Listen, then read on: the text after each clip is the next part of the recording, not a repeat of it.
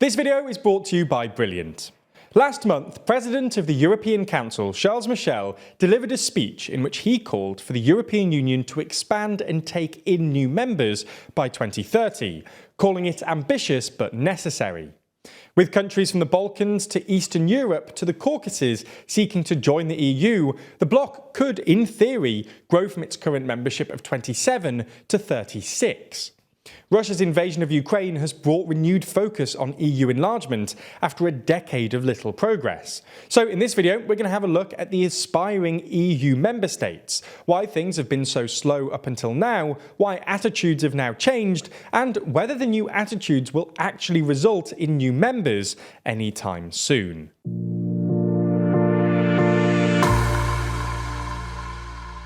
Let's first look at the countries seeking to become EU members.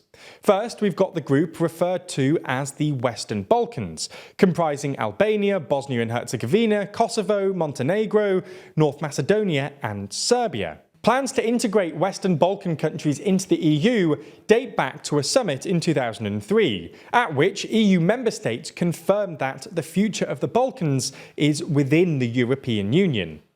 The other group hoping to join is known as the Association Trio, comprising Ukraine, Moldova and Georgia. These three submitted formal applications for EU membership shortly after Russia invaded Ukraine early last year. The EU has granted candidate status to Ukraine and Moldova, while Georgia is a potential candidate. So, with multiple countries, particularly in the Western Balkans, waiting well over a decade to join the EU, why have things been so slow? For starters, EU accession is a long and pretty complicated process. A country first has to meet the criteria to be granted candidate status.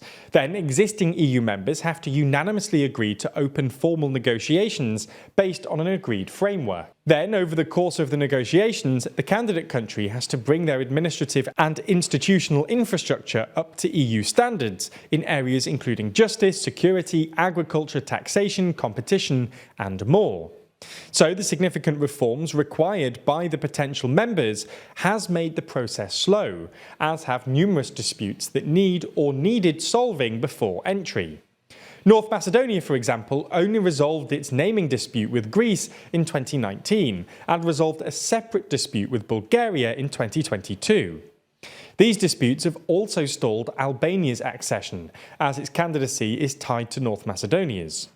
Meanwhile, Kosovo's path towards joining the EU has also been difficult, given the fact that 5 EU members, including Spain, Greece and Romania, do not recognise Kosovo's independence. But there are other reasons for this painfully slow progress too.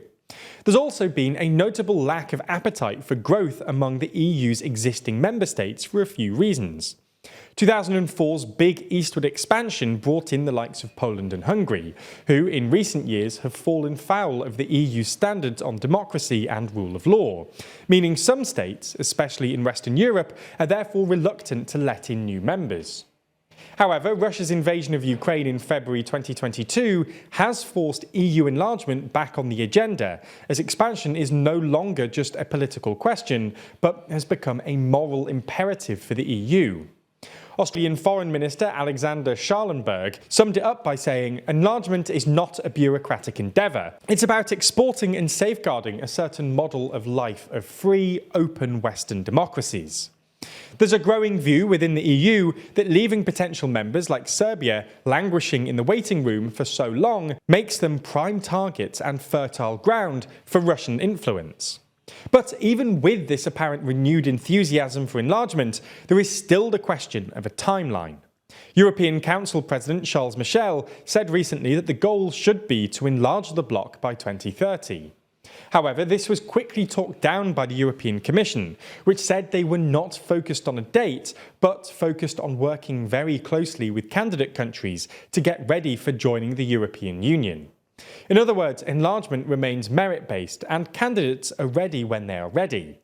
Similarly, the EU has rebuffed Ukraine's request for a fast-tracked accession process, with Emmanuel Macron, Mark Rutte and others stating their opposition to such an idea while still keeping the door open to eventual membership. Amid this internal EU debate on how to best approach future enlargement, the coming months will be crucial.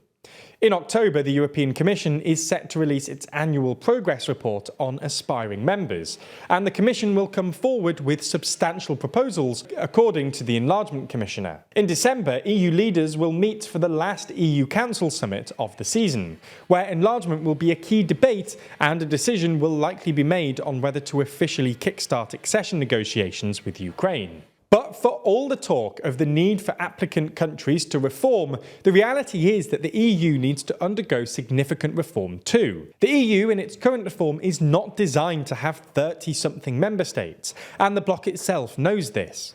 It's hard enough getting 27 individual states to agree on something, let alone as many as 36, as the European Council requires unanimity in a number of key policy areas.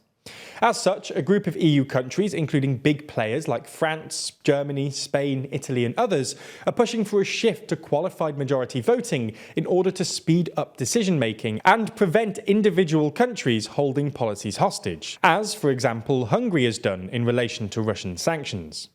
Emmanuel Macron and Olaf Scholz have made clear that they think EU reform must come before enlargement, something echoed last month by Council President Charles Michel, who said not reforming on our side before the next enlargement would be a fundamental mistake.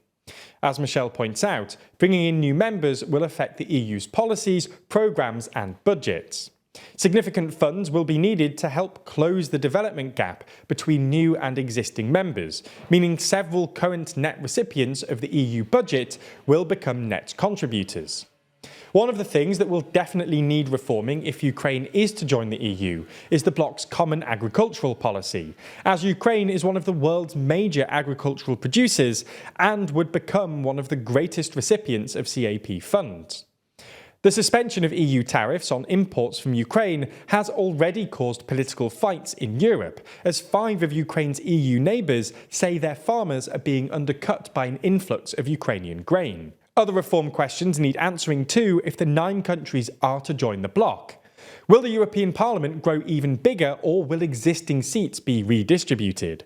Will the EU budget need to increase? By how much? And with what money? Will accession happen in the same way as before, or could accession and integration of new members be done through a multi-speed approach, as suggested by some?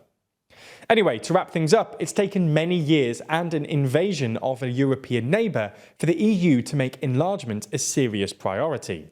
But despite the renewed focus and positive signalling, many see a 2030 timeline as more far-fetched than ambitious.